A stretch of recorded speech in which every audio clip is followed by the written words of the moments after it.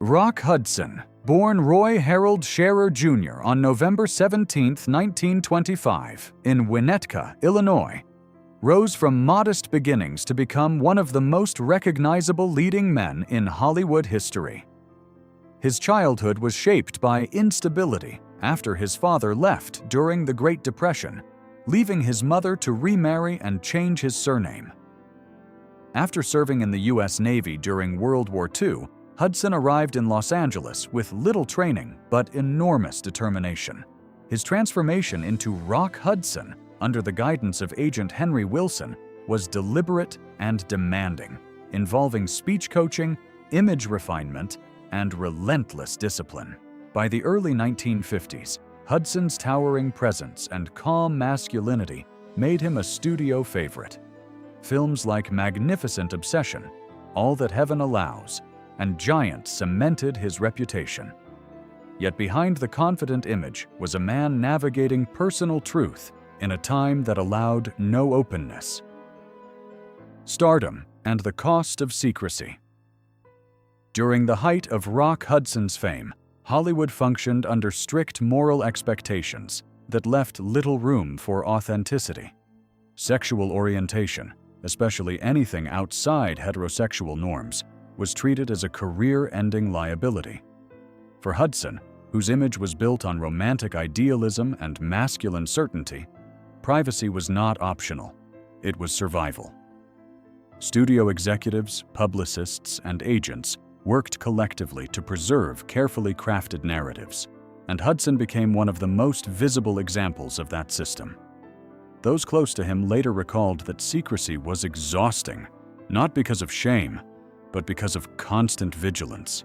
He lived with the awareness that a single rumor could dismantle everything he had built.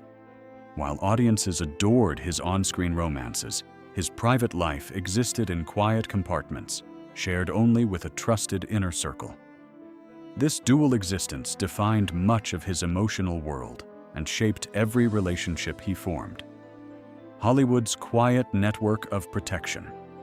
Despite the rigid public standards of the era, many within Hollywood privately understood Rock Hudson's reality and chose compassion over exposure. Friends and colleagues such as Elizabeth Taylor, Doris Day, Audrey Hepburn, and others were widely believed to be aware of his personal truth, yet none betrayed his confidence. This unspoken protection reflected both genuine affection and recognition of the industry's cruelty. The threat posed by scandal publications like Confidential magazine in the 1950s heightened the danger, prompting desperate measures to divert attention.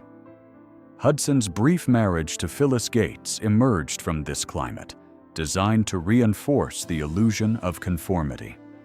Though the marriage ended quietly, the emotional toll lingered. Hudson paid a personal price to maintain his career, sacrificing openness for security. In that environment, intimacy could only exist in fragments, carefully shielded from public scrutiny and constantly weighed against professional survival. George Nader and a lasting bond.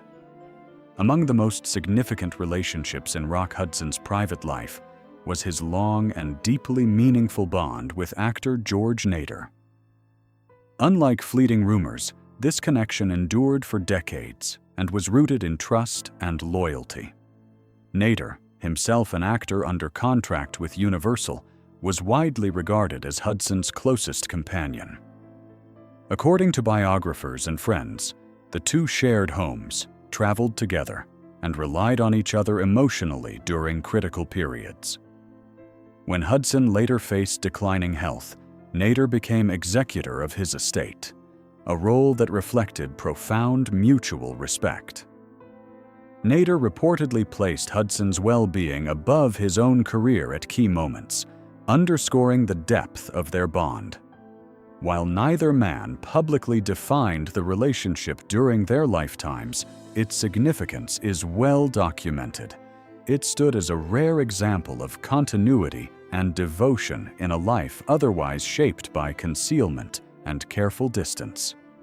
Anthony Perkins and shared understanding speculation has long surrounded a possible connection between Rock Hudson and Anthony Perkins, another leading man navigating the same restrictive era. Perkins, remembered for Psycho, lived much of his life privately, guarded by similar pressures and expectations. While no direct confirmation exists of a romantic relationship between the two, biographers have noted overlapping social circles and shared experiences that suggest at least a meaningful familiarity. Both men understood the costs of visibility and the need for discretion. Any connection, if it occurred, would have been brief and deeply private, shaped more by mutual recognition than public display. What matters most is not certainty, but context. Hudson and Perkins belonged to a generation of actors forced into silence, finding understanding in glances rather than declarations. Their stories reflect the quiet solidarity that existed among men living parallel lives behind Hollywood's carefully constructed illusions. Tab Hunter and Parallel Lives. Rock Hudson and Tab Hunter occupied remarkably similar positions in 1950s Hollywood. Both were marketed as clean-cut, all-American heartthrobs, adored by fans and tightly controlled by studio systems. While Hunter later wrote openly about his sexuality and relationships, no definitive evidence confirms a romantic connection between him and Hudson. However, their shared circumstances fostered an unspoken kinship. They faced identical pressures, the same fear of exposure, and the same expectation to perform heterosexual perfection. Industry gossip has occasionally suggested a brief connection, but these accounts remain unverified and should be viewed cautiously. What is certain is that Hudson and Hunter understood one another's burdens instinctively. Their parallel paths illustrate how studios shaped not just careers, but identities. Even without confirmed intimacy, the emotional resonance between men living under identical constraints forms a meaningful part of Hudson's private narrative. Jim Nabors and the Power of Myth. One of the most persistent legends linking Rock Hudson to another actor involves Jim Nabors, best known for his role as Gomer Pyle.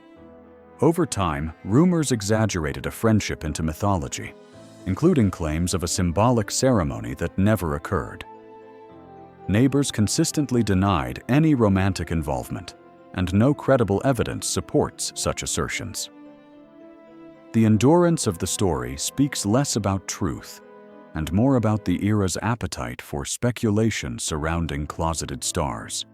For Nabors, the rumor caused discomfort and professional strain, highlighting how gossip could harm even without basis. Hudson himself rarely addressed such stories, maintaining silence as protection. This chapter serves as a reminder of how secrecy invited invention. In Hollywood's golden age, absence of truth often gave rise to fiction. The Nabors rumor endures not because of fact, but because it reflects the cruel curiosity surrounding private lives forced into shadows. Mark Christian and the Final Chapter. In the final years of Rock Hudson's life, his relationship with Mark Christian became public through legal proceedings following Hudson's death. The situation unfolded during the early AIDS crisis, a period marked by fear, misinformation, and stigma. Christian described Hudson as generous, private, and emotionally conflicted, while legal disputes focused on issues of responsibility and disclosure. The case attracted widespread attention, not for scandal, but because it exposed how little society understood about the disease at the time. Importantly, the situation should be viewed through the lens of an era when medical knowledge was limited and conversations around illness were fraught with shame. Hudson's health struggle reflected broader systemic failures rather than individual malice. This final relationship, though complicated, underscores the vulnerability Hudson faced near the end of his life and the emotional isolation that often accompanies secrecy and illness. The courage to change the conversation. Rock Hudson's public acknowledgement of his AIDS diagnosis shortly before his death in 1985 marked a turning point in public awareness. As one of the first major celebrities to speak openly about the disease, he shattered stereotypes and forced compassion into mainstream conversation. His announcement humanized a crisis that had been ignored, prompting increased funding and empathy worldwide. Hudson passed away quietly on October 2, 1985, at age 59, choosing privacy even in death. Yet his impact extended far beyond cinema. The man once celebrated as Hollywood's ultimate symbol of masculinity became a catalyst for understanding and change. His life, marked by restraint and endurance, revealed the human cost of enforced secrecy. Today, Hudson is remembered not only for his films, but for the courage it took to live honestly when the world would not allow it.